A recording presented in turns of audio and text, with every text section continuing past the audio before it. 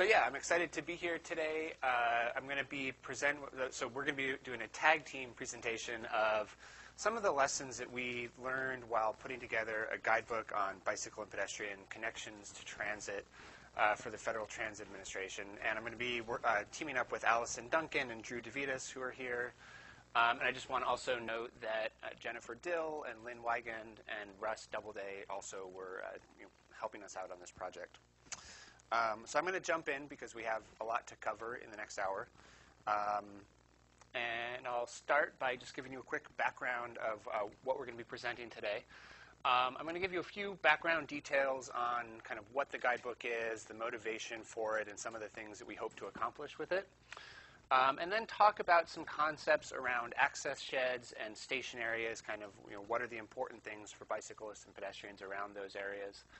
And then some issues that are specific to pedestrian access, specific to bicycle access, and then kind of how to plan and implement these improvements and updates. So just a few of the goals for what the guidebook, what we're trying to accomplish with the guidebook. First of all, bicycle and pedestrian connections to transit are kind of an interesting topic because transit agencies are a key player in making these improvements happen, but a lot of the improvements have to happen in the areas around stops and stations, on streets and sidewalks, and so it kind of takes this combined effort and it takes this coordination. And so that's one of the kind of the lenses through which we're looking at this guidebook, is how to coordinate and make those things happen. But in the guidebook, we kind of lay out some of the reasons why you want to connect walking and biking to transit, how to make access for users of all ages and abilities happen, presenting some tools and examples and best practices of who's doing this already, who's doing it really well, and what are some things that your transit agency or your local jurisdiction can try to copy and implement or improve upon. How do you integrate bike share in transit? And then again, how to plan and implement. Throughout the course of the development of the guidebook and in this presentation, we're going to be drawing a lot from a number of case studies that we did. We did some pretty in-depth case studies and visits to Los Angeles, Minneapolis, and Atlanta, and then talked to a lot of other cities and transit agencies. And so we're kind of drawing from all of those in this guidebook. So what are the benefits of bicycle and pedestrian connections to transit? They kind of mimic some of the reasons why walking and biking are good in general, and then there is kind of an added benefit when you bring in transit. But first of all, transit depends on safe pedestrian access. Pretty much everyone is a pedestrian at one point or another on one end of the trip or the other from transit. And so it's just this kind of foundational element, and so making it a safe and easy thing is hugely important. Walking and biking can also extend the reach of transit, and that's something I'll talk about briefly in a minute. But this idea that the more people that can walk and bike to transit, the more people it's going to serve, the more benefit it's going to bring to a community and to a city. And then walking and biking and this connection to transit it serves to both improve health and to improve congestion, both for the riders, the transit agency, the community in general, getting people out of cars, having them engage in this physical activity to get, as part of their transportation has benefits. So we highlight some of these and really, try to give some of these basics and tie it to research in the guidebook for how to make the case for transit, for walking and biking to transit. The other thing I want to note before I get too far into this is that there are good resources out there about how to design transit in a way that makes walking and biking to it safe and comfortable and easy. The NACDO Transit Street Design Guide came out earlier this year and provides a lot of design guidance around transit streets and how to, and really with the focus of making it work for people that are walking and biking as well. And then a couple of other documents are this FHWA Pedestrian Safety Guide for transit agencies, and a TCRP synthesis integration of bicycles and transit. The idea here is that there are other resources that are good and useful, and one of the things that we will do in the guidebook is point people to where those things exist. And I guess the last thing I should say before I get into more detail on the topic is that the guidebook's not out quite yet. We expect it to be out within a few months. And so, that offers two things. One is this is a little bit of a sneak preview, but it also means that your comments and input might be able to, help us figure out if we need to make some updates or improvements before it is actually released. So you have a neat opportunity here. So delving into some of the topics that we're going to get to today, I'm going to talk about the area outside of the station or the stop, and really in the surrounding neighborhood, and what the, how transit agencies and other people thinking about this topic need to be kind of evaluating. So first, the FTA in 2011 released a policy on first and last mile connections to transit, which kind of officializes this idea that the streets and sidewalks around stations and stops are important and essential parts of the transit system. And I'm going to read this because it's important. So all pedestrian improvements located within 1/2 mile and all bicycle improvements located within 3 miles of a public transportation stop or station shall have a de facto functional and physical and functional relationship to public transportation. Pedestrian and bicycle improvements beyond these distances may be eligible for FTA funding by demonstrating that the improvement is within the distance that people will travel by foot or bicycle to use a particular stop or station. So both for the purposes of FTA funding, which is a huge source of how transit agencies get their money, and for kind of thinking about what is relevant to a stop or station, the FTA has recognized that you need to look outside of the station. And I think the last sentence or the last half of that, I guess it is the last sentence, is important because it acknowledges that some people will travel farther than others, and those limits are guidelines. But if you really develop a good network and a good system, you might be able to expand that.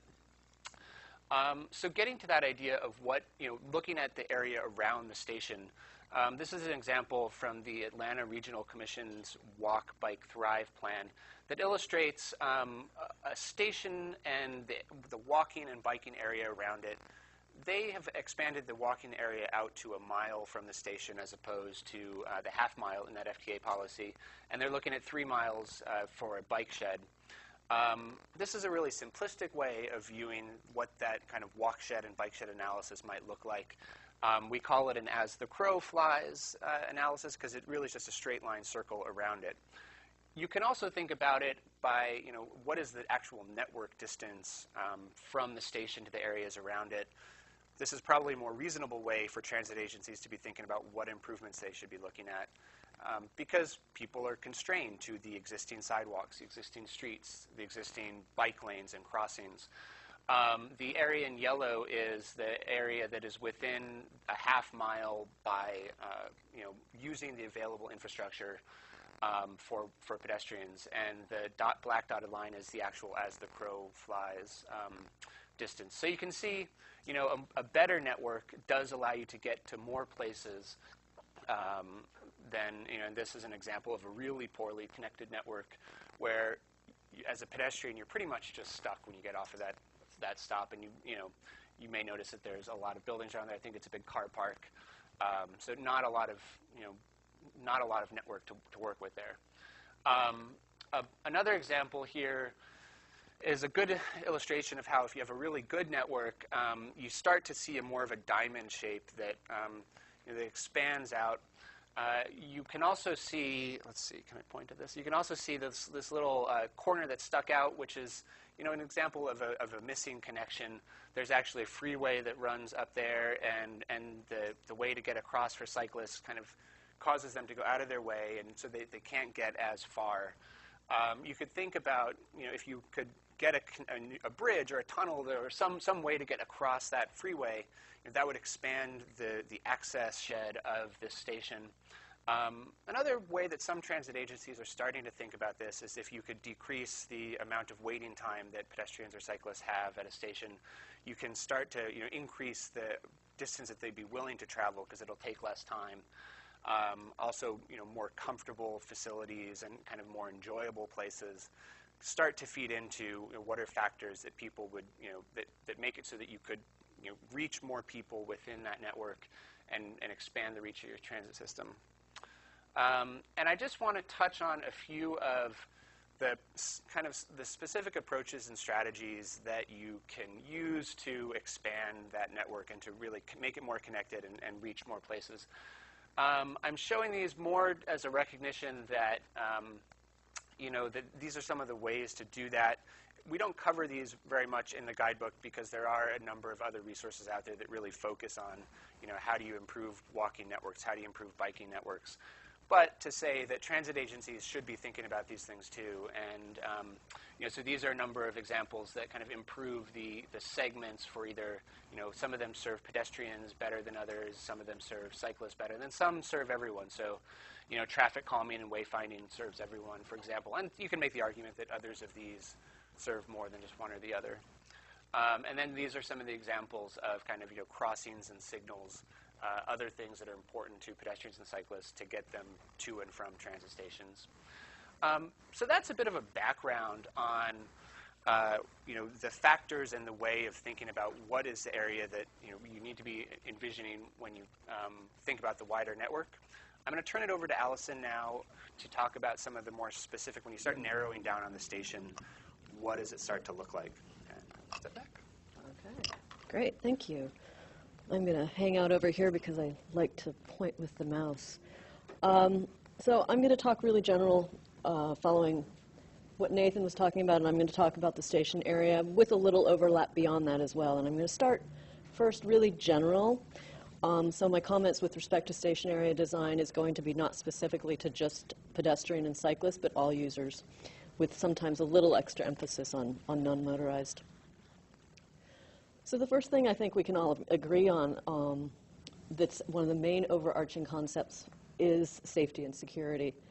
And it matters to all transit riders, obviously, and in certain situations, depending on how people are getting to and from the station, like if you're walking or riding, it could actually matter even more to pedestrians or cyclists. But in general, when we're thinking about designing station areas for transit users, we want the stations to be as visible to as many people as possible, so it's sort of a passive security system. You obviously want them to be well lit. You want to make sure your station areas don't have dark hidden corners and, sort of those suspicious places that we sort of have, that we try to avoid. Some additional tools that may help, or at least may help people feel a little more secure. You can see here, for instance, you can have emergency call boxes, and then you can have video surveillance as well. Comfort.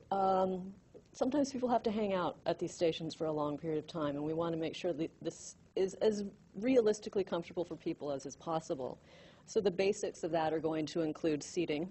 Where is it? There it is. Obviously some sort of seating for people, and then of course cover. It's always better to wait for the train or the bus under some type of shelter, especially when it's raining or really hot and sunny. And in certain environments, like in Minneapolis, you're going to have a more enclosed stop situation sometimes where they actually provide heat, which is definitely nice benefits.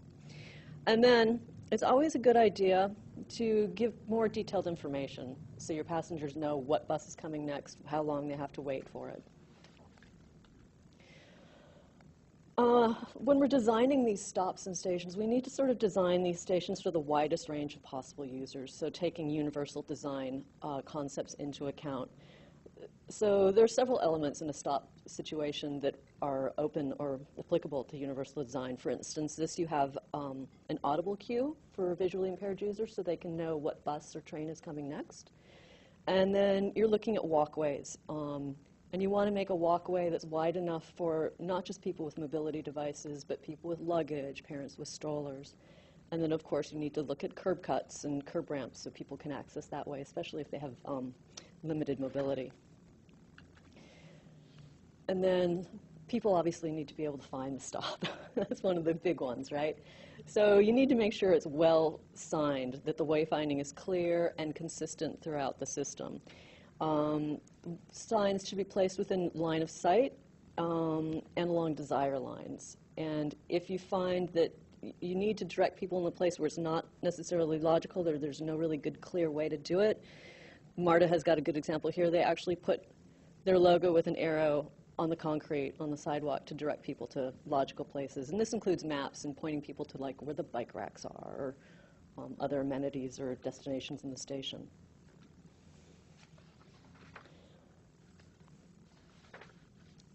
This one's a little more abstract, but what happens is if you provide art and make placemaking part of your stops in your transit system, it makes it a more humanized situation for all of your users. It's a little more valuable. People feel a little more comfortable. People feel a little bit more secure. This is an example of a BART station on 16th and the Mission. I actually used to live just down the street from this one, and it wasn't a very nice place to hang out. And with a couple of big grants, they've made it more of a community hub, and they have local art that's displayed and things like that. And it becomes an asset for the community. Just going to brush over this real quick. This is an example of basically everything distilled into one new bus stop. And so you can see that you're going to have sheltered spaces, you're going to have places to sit, you're going to have signage. And this is just a way that everything can really come together in a coherent system. All right, now I'm going to talk. Sorry, I'm going really fast. There's a lot to cover, and you can ask questions, so I just gloss over something too quickly. So I'm going to move over to some specific issues with respect to planning for pedestrians and accessing transit. I really like this diagram. This was done with Santa Monica Pedestrian Plan, and it's their Pedestrian Suitability Index. And they break it up into sidewalk suitability and crossing suitability. So these are the two main elements you need to consider when you're talking about getting pedestrians to transit. And so you're looking at things, for instance, what type of road are pedestrians walking along to access? Are they walking along a truck route? Is there a sidewalk? What's the speed limit? Things like that.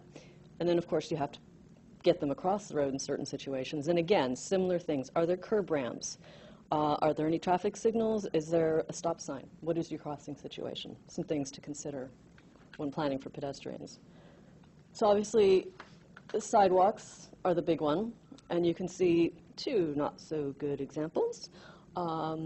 These become barriers for people to access transit when they're broken up like this or disconnected.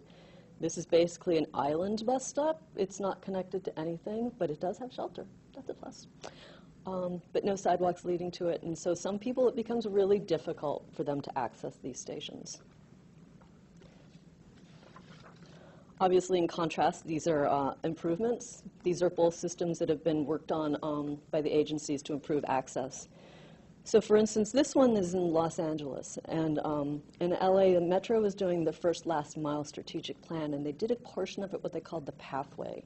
And the focus on that was recognizing that pedestrians were having trouble accessing transit because of missing links, basically, missing gaps in the sidewalks and issues like that. And so they focused on connecting those, and they're focusing on connecting those pieces. This is an example of a barrier. So you have here, obviously, transit agencies don't want passengers or people crossing rail lines wherever they want. But by making sure that people don't do that, they've left no place for people to actually cross. So you actually have to go down there several blocks in order to actually make it across the street to access transit. So what ends up happening is people either don't or they jump over the fence. And this is an improved full signal, obviously, crosswalk to get people there. And you can see that it's directly to a transit station. So a better way of doing that to provide for users. All right, I'm going to delve a little more deeply now into one of our case studies and our lessons learned with respect to pedestrians and accessing transit. So this is an example from Atlanta. And what we've learned on this from Atlanta here is that improving the environment to and from and around a transit area and bus stops can really have a huge impact on rider experience and rider safety. So these are some images of the existing conditions before they got some grants and got some money together to work on this. This is a Buford Highway. It's a huge arterial, 6-lane arterial that comes from Midtown Atlanta and connects one of the outer suburbs. And over the last 15 years or so, a large transit-dependent community has grown up and established around here. But there were really no good ways for them to get to these stops. And there were a significant number of deaths and injuries with respect to this. So recognizing this, Marta worked with the Georgia Department of Transportation, and they rounded up some funds and did a huge effort to improve the sidewalks and the crosswalks so people could get to transit. So you can see that they've got a good sidewalk system going up, and then they've got an enhanced crosswalk over here, which has really helped get people where they need to be safely. And another image also taken from a bus stop. You can see an enhanced crosswalk and sidewalks, and the sidewalk goes all the way down now, which is great. Now I'm going to turn this over to talk about bicycles with Drew. Thanks, Allison. So bicycling access to transit was another really key component of our guidebook. And as Nathan and Allison had discussed, it's really important to have safe, comfortable, and connected networks for bicyclists and pedestrians. Another important part of that is wayfinding for bicyclists in particular. And here are a couple examples. One, providing access wayfinding that shows where the actual stations are. So this is from Portland. It shows where the MAX station is. And also looking at end-of-trip facilities. So when a bicyclist gets to a transit station, wanting to know where they can find secure bicycle parking. So this is near the LA Metro Silver Line at the El Monte station. When we think about bicycling access, we also think about integration with transit vehicles. So 60% of all transit trips taken in the US are taken by bus. So it makes sense that it's really important to have bikes on buses, providing that. So in the last 15 years, transit agencies have really made a concerted effort to provide bike racks on buses. In 2001, only about 32% of buses had bike racks. And as of 2013, that was up to 74%. Now we're in 2016, so it's probably closer to 80%. So the normal configuration of that is just a bike rack in the front, usually has room for 2 bicycles. There's some transit agencies that are looking now at providing 3 bike places on a rack. Some obstacles, though, that transit agencies have kind of run into is maneuverability with bus operators, especially in relation to turning radii.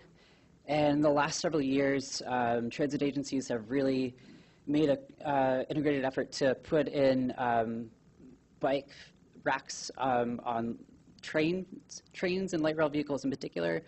This is a typical example you'll find in a light rail vehicle, usually hooks where they're upright vertical, or you might also see seats that can be flipped up and basically used as a place to have bikes on board. So most people that integrate bicycling with transit really are interested in bringing their bikes on board, especially for their egress. When they are finished with a trip, they want to go to their final destination. However, though, the provision of bicycle parking is also really important. There are a couple reasons why bicycling on board is constrained a little bit. One is that there's definitely capacity issues, especially for trains, light rail, and heavy rail vehicles. And also, transit agencies also restrict bikes on board, especially during peak hours. So the basic provision of bicycle parking essentially is just basic racks we have here. They might be out in the open, or you might find that they're covered to kind of protect from the elements. One important aspect of this is really providing them in a space that there's going to be a lot of passersby to provide passive security. Especially with these more non-secure bike parking options, theft is a really big issue. So one of the simple ways some transit agencies have kind of provide more security is bringing bike parking into the station areas, especially past the fare gates. So this is an example we found in Atlanta in a MARTA station, and you also see this a lot in the BART system as well in the Bay Area. One really simple provision of secure bicycle parking comes in the form of bike lockers. You see these a lot all throughout the country, and usually they're rented out annually or semi-annually, usually provided with a key or a key card access. One obstacle, though, we've heard from transit agencies is that they can be, according to TSA regulations, interpreted as receptacle, essentially, and they're supposed to be placed at least 250 feet away from a transit station.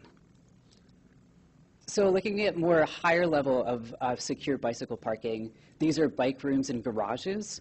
And they're really great because they're able to hold a lot of bicycles. It's usually a two-tiered system, as you can see here on the right. One of the aspects that kind of makes them hard to put into inner cities, though, is that it really requires a lot of square footage in the station area. So usually you typically see them outside, more on park and rides, where parking garages are located. It's really great, though. Usually you have provision access via key or key card, and it usually includes video monitoring as well. Some considerations to take when transit agencies are planning these bike garages, thinking about non-standard bikes, so things such as cargo bikes, hand bikes, tricycles. This is actually an example from the Southeast Park Avenue station on the Max Orange line, where TriMet has actually looked into incorporating these non-conventional or alternative bicycle parking spaces. Transit agencies are also thinking more holistically about the whole rider experience and coming up with more innovative facilities. This is a bike hub at Almani Station in Los Angeles as a part of LA Metro. And these are really comprehensive facilities. They usually have bike parking, secure bike parking, and they also offer bike rentals, bike classes and events. LA, this is their first one, and they're planning 4 more throughout their system. So I want to take a deeper dive into bike share and transit and the integration of the two. So as I'm sure a lot of you are aware of, bike share systems have been cropping up all over the place in the US, and now they're found in most major cities. They're a really great development on their own, but they have a lot of potential in terms of integrating with transit. As Nathan had kind of pointed out, it really expands the access of transit. And it also can bring on board people who wouldn't think about connecting to transit before. This is an example of the Breeze bike share system in Santa Monica. It's really important to think about what key destinations you want to connect to. So providing bicycle share stations at station areas and also in the surrounding areas, looking at where jobs are, residents, and also key neighborhood destinations. Transit agencies really are thinking about this as a really great way to solve the first mile, last mile problem. One thing that's really important, though, is the coordination. Bike share systems usually are privately operated nonprofits, so it takes a coordinated effort to really connect the two. One thing that's really important is providing public information, thinking about maps showing transit routes and where bike share stations are located, and also providing those resources on websites and also mobile apps, because a lot of people use smartphones these days. And also beyond that, too, looking at coordinating fare systems. So really want to have an integrated multimodal experience and make kind of a seamless transfer between bike share and transit. But right now, they're separate systems usually, and thinking about how those can be connected, especially through smart cards. This is an example of a transit access pass in LA. I'm going to look at 2 case studies in particular, looking at Twin Cities first, and then we'll get to LA. So the major bike share provider in the Twin Cities area is Nice Ride, Minnesota. It's been around since 2010, and it's now expanded to 190 stations and over 1,700 bicycles in the system. And Nice Ride, Minnesota has really made a concerted effort to work with Metro Transit, which is the main transit provider. This is a bike share station outside of the Green Line station in downtown St. Paul, Minnesota. So this line connects between downtown Minneapolis and downtown St. Paul, and it came on board in 2014. And Nice Ride Minnesota really made a coordinated effort to plan for bike share at station areas and around the surrounding environment. So it just speaks to like the necessity of coordination between transit agencies and bike share systems. Getting to LA, LA is a pretty unique case. So LA Metro, which is the main transit provider, not just in LA, the city proper, but LA County, has actually launched its own bike share system. This is pretty unique. They're actually the only major transit agency to have its own bike share system. And they've really been thinking about bike share in terms of first mile, last mile connections, really coordinating that with their first mile, last mile strategic plan. There are also bike share systems in the LA Metro service area outside of their own system. This is the Breeze bike share in Santa Monica, right outside the new Expo line that was actually opened this past year. And LA's next frontier, LA Metro's next frontier, is really coordinating one payment fare system, because right now they have the tap card, and that's able to be used for all transit, not just LA Metro, but all transit agencies in the LA orbit.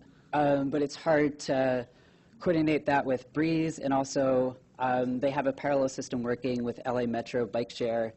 But really important to kind of think about how those systems can be integrated to one fare payment and kind of one account, so that you can make a more seamless connection between bike share and transit. And I'm going to hand it over to Nathan to talk about more general planning for best pedestrian and bicycle connections to transit.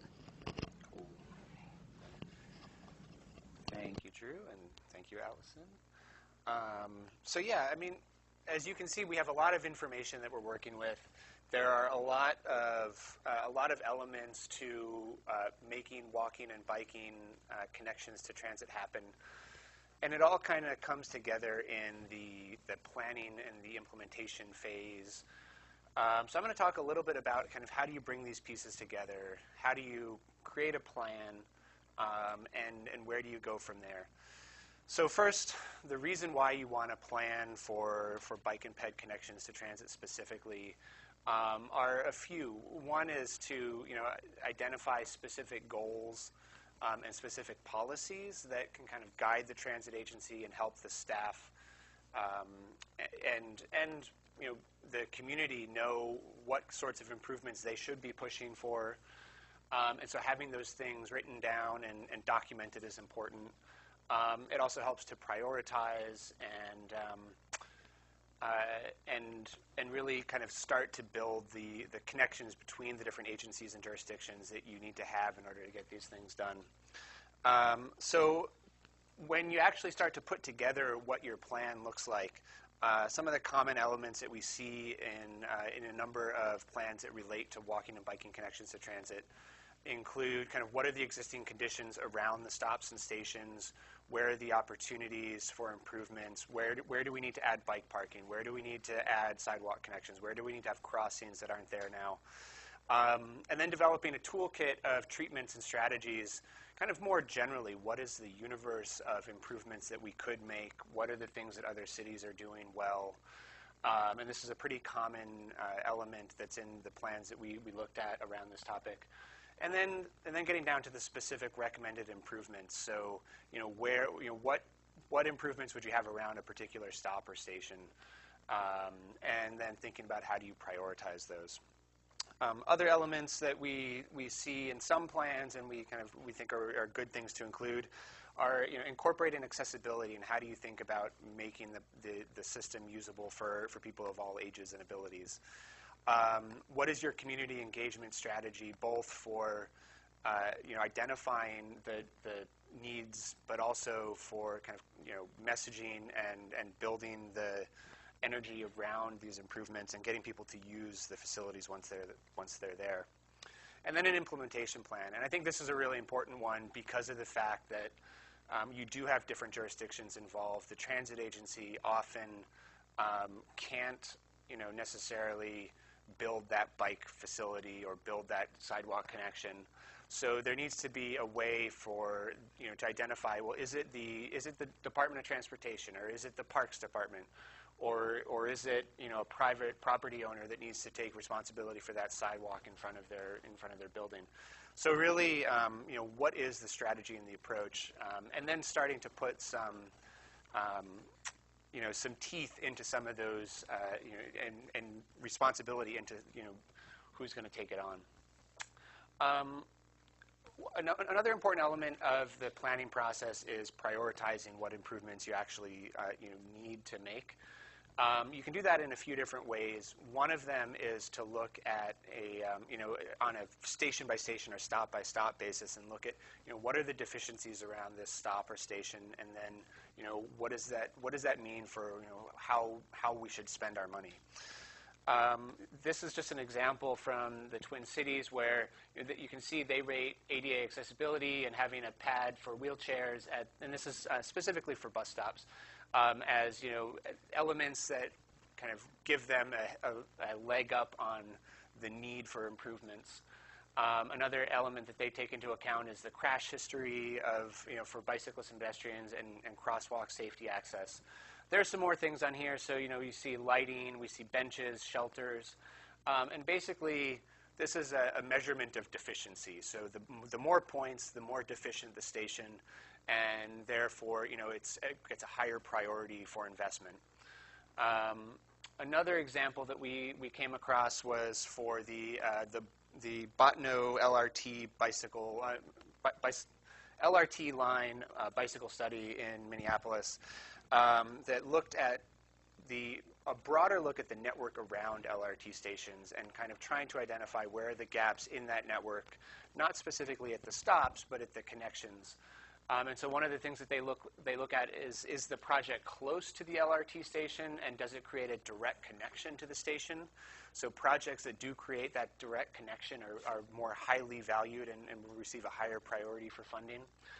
And then how many zero-car households does the project serve? I thought this was interesting because it really starts to speak to this issue of equity and providing access to those people that maybe don't have, that are going to be dependent upon transit to get where they need to go.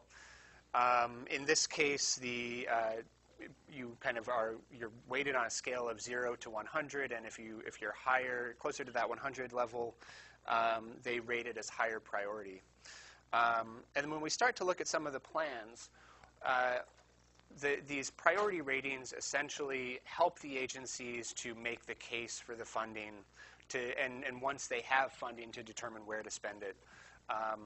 One of the things that we heard a number of times is that having these improvements documented made the future applications that they put in for grants much stronger, that they were able to really kind of show that they had thought it out and that they'd put together a coalition of the different agencies that needed to work together.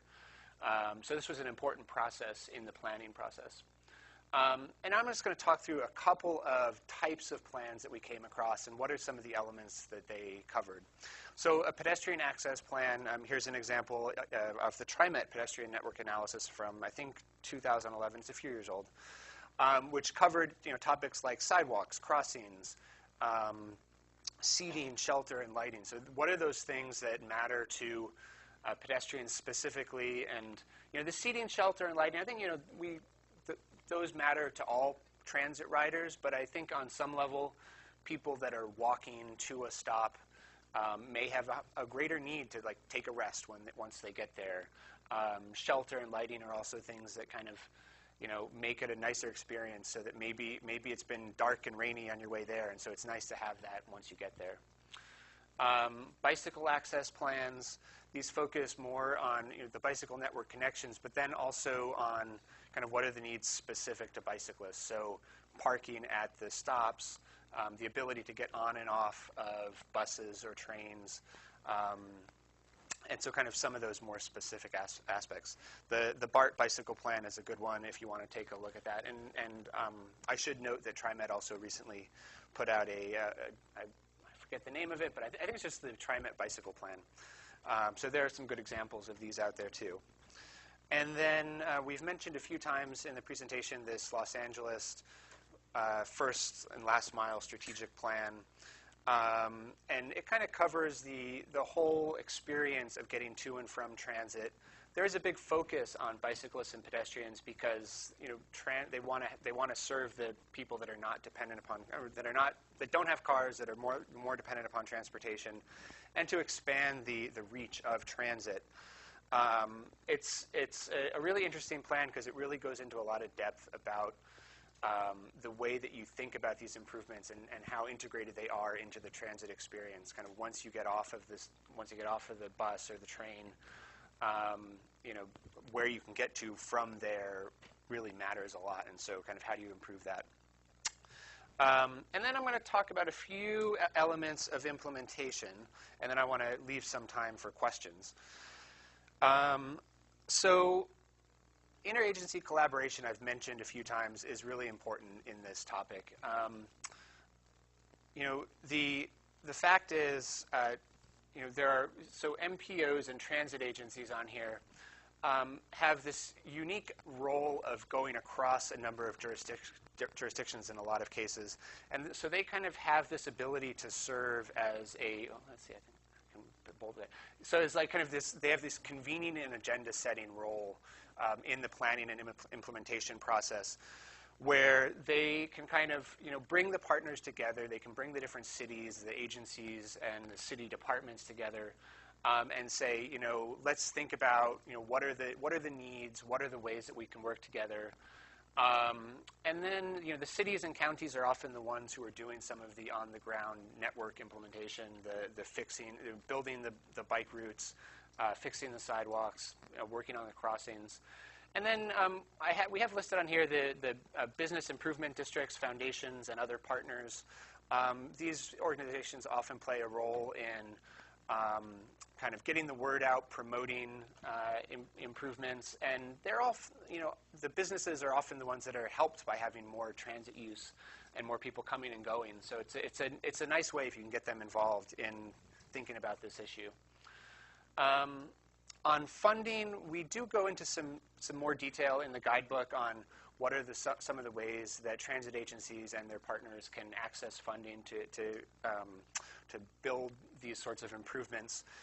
These are a couple of resources if you're interested. So the FHWA webpage on pedestrian and bicycle funding opportunities shows a lot of different funding sources and the kinds of bicycle and pedestrian improvements they can go towards. And then this is now, I guess it's 2 years old, this Advocacy Advance report on funding first and last mile connections. But there's still a lot of relevant information in it, and I hope that they will put out an updated one at some point.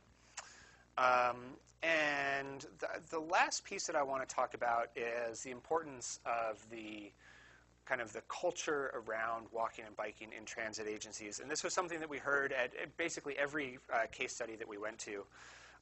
The need to, first of all, in the transit agency, to prioritize walking and biking, both through establishing policies that place those as the most important access points to transit, but also making sure that there's staffing in place that are devoted to these issues and are going to spend the time on them. And then leading by example, so kind of making sure that you're doing whatever you can to help the staff of your agency actually walk and bike and use transit to get to and from work and where they need to go during the day. And so that you have this, this group of people within the agency that kind of know, they have experienced what it's like to do this and kind of, understand the issues for pedestrians and bicyclists. There's also an element of this that transit agencies have an interesting ability or interesting role in expanding the broader culture around walking and biking by demonstrating to people in the community kind of the benefit that it can bring. And so this was one of our last case study lesson, was this kind of this culture shift towards walking and biking and the need to kind of show the community what you can do rather than just trying to tell them. And so, in LA, we heard a lot about Ciclavia and the ability to have these sorts of public events, open streets type events, in locations where you can highlight recent facilities, where you can show people that they can get around and enjoy the street on foot or on bike. And also, highlighting the using transit to get to and from these sorts of events and kind of, leave the car at home. Also, the ability to, rethink how urban spaces can be used and and what, how cities, can think about being outside and active transportation. This is the Beltline in Atlanta. On the left is before they built this trail, and on the right is during a special event on the trail. And this idea that you're just getting people out and walking and biking and using it for transportation, and experiencing what it's like is a hugely important thing, and starting to get people thinking about not needing a car all the time. Here's a special event also on the Beltline. I forget what this was called. It's a special art exhibit. Do you know what this was called? The Lantern Parade. Okay, yeah. We weren't there for that, unfortunately, but it looks great. But again, the idea that show people what the streets can be used for, and what this urban space can be used for. And the final example of that is rethinking some of the ways that we use our streets and use our spaces, and kind of creating safe spaces for people to get to and from transit. So on the right in particular, this is the Expo line in Santa Monica. And they've got this great crosswalk that goes all 4 directions. They've got a cycle track. The bike share, you can't see it, but it's right around the corner over there. So kind of showing that all of these things can coexist, and they can coexist safely, and that there are new opportunities to use streets in a way that and I guess the role that transit, walking, and biking have in rethinking these streets. So we're going to end it on that note. And I'll just say, like I mentioned before, the guidebook will be coming out in a couple of months, so keep an eye out for it. We hope to provide cities and transit agencies with a lot of different resources and types of information that they can use to kind of start thinking about how they move forward and make walking and biking easier for getting to transit. So I think we have 10, 12 minutes for questions, and we'll start over here. Yeah, my name is Charlie So. I'm not a student. My question is about park and ride. So it seems like park and ride is the opposite of enhancing pedestrian and bicycle access around transit stations by putting all these parking spaces in the immediate proximity of transit station. So I guess my question has 2 parts. One is there any evidence that the setup of the practice of park and ride actually generates more ridership benefits than making that environment actually accessible to more pedestrians and cyclists? And 2, are there any design guidelines to actually incorporate better pedestrian and bicycle access with park and ride near transit station? So the first question was whether park and ride. Yeah. So just use the Expo line as an example. Yeah. That there was a big sort of fuss about are we providing enough parking spaces, with the assumption that people are more likely to drive there and ride transit rather than access that transit stop by walking and biking. Yeah. But using the assumption and providing parking spaces around station is sort of a self-fulfilling prophecy by making it less attractive for pedestrians. Well, so I know that the Expo line didn't provide a lot of parking, and it is jam-packed. And so I don't think that they've had a problem with ridership related to not having enough parking. I don't know. I think you always get some complaints from the community about parking around stations, and I don't know about that, but I don't think it's been a problem in terms of ridership. Like, that's been very strong. My understanding, and from the places that we went to, more of the park and rides were once you got outside of the city centers, and I haven't seen too many within the city centers. So yeah, I'm afraid I don't have a great answer. I do know that in terms of how do you make, I think the second question was how do you make park and rides better places for pedestrians and bicyclists. I mean, I think that there's a few answers. One is that, when you have a park and ride, if you can at least take some of that space and devote it to quality bicycle parking facilities. That's usually doesn't take up that much space, and it often, if you can have a secure parking area, that can be a benefit for people that want to bike there.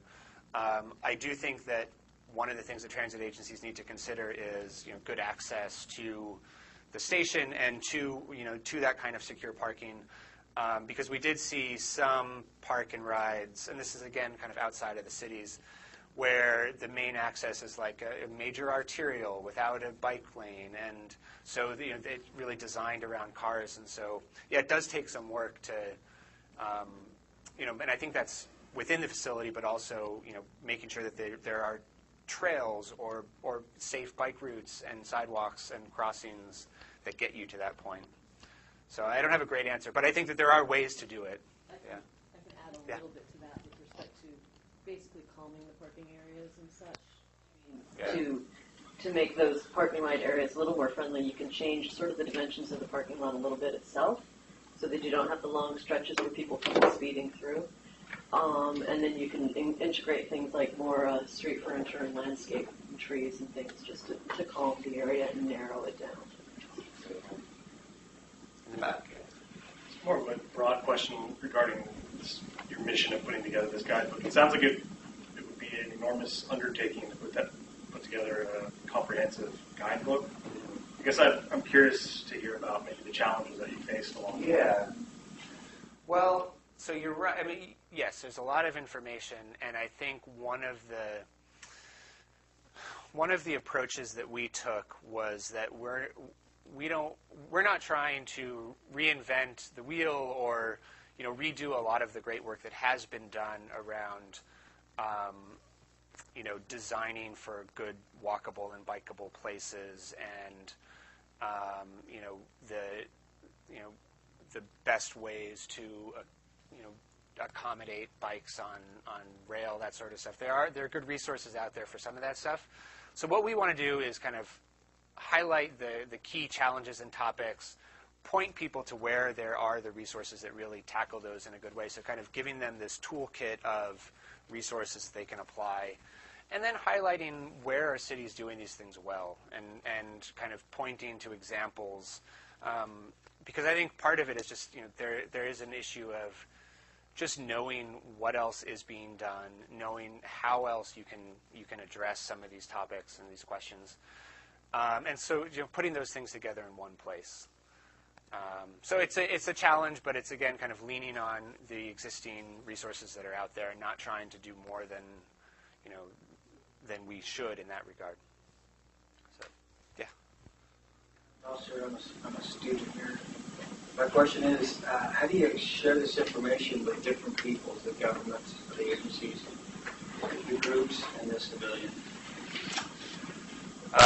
In terms of what we plan to do with the guidebook, or What I mean is, how do you sell this culture to? Oh, yeah.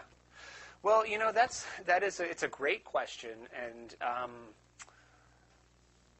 I think it depends. So one of the things that we saw is that a lot of the energy around these issues in transit agencies was springing up from kind of younger staff at the agencies that were interested in transit and interested in thinking about the challenges and issues that cities face. And so it was kind of this excitement around how do we make transit better? How do we make it serve, and integrate with biking and walking better?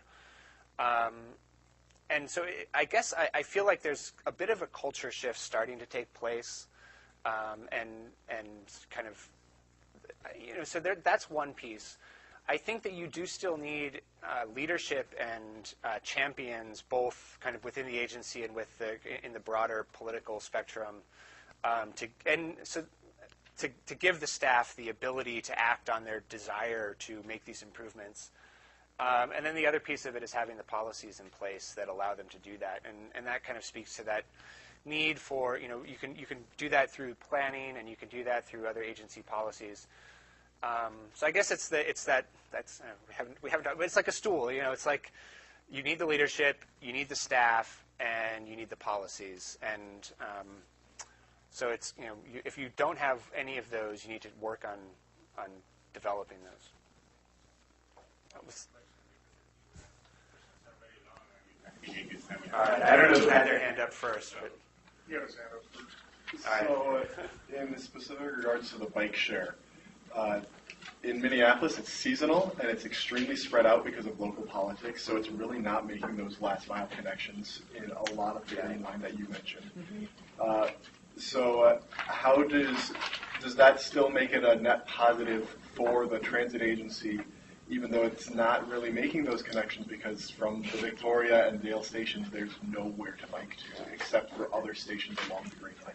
So I'll just speak to that briefly. All right. So you're right in the sense that there were some kind of politics and agendas involved. My understanding is that their current expansion efforts are kind of based around this idea of densifying and building out the networks around. So yeah, they to fill everybody in. So when they built this Green Line expansion out to St. Paul, they put bike share stations at each stop along the way. But what that resulted in was that there wasn't a great network around the stations, and so people that got bikes at those stations didn't have many options for where to go. So they are working on trying to fill that in, and it is a problem. Like, you do need to have a dense network. On the flip side, there are people there who will tell you that people associate bike share with transit now because every time they stepped off of that light rail line, there was a bike share stop right there. And so it's, you've got to make that connection, but then it also you have to follow through and make it useful and make it so that they can go someplace. So, I think it's two-pronged, and you've got to kind of tackle both of those. And I don't know if you want to add anything onto that. I think the coordination piece is really valuable too. And you're having Metro Transit really look about their new extensions, or you're probably familiar with the Bottineau extension northwest in Hennepin County and the possibility of the Green Line in the southwest, and really thinking from the beginning stages of the planning effort how to incorporate bike share. And of course, too, the funding piece. I think planning in coordination with Metro Transit really helped Nice Ride get the grants to provide bike share at all the station areas along the Green Line. And really now it's, as Nathan had kind of pointed out, densifying the network. And as, of course, you mentioned, it's only seasonal, so it only applies to, what's your season, between May and November, I believe? Yeah. But the details are still to be worked out, but really the next step is kind of densifying the network and thinking about, some of the more, I guess, developments along the corridor too, ways in which the land use might be able to be densified as well. Thanks, everybody.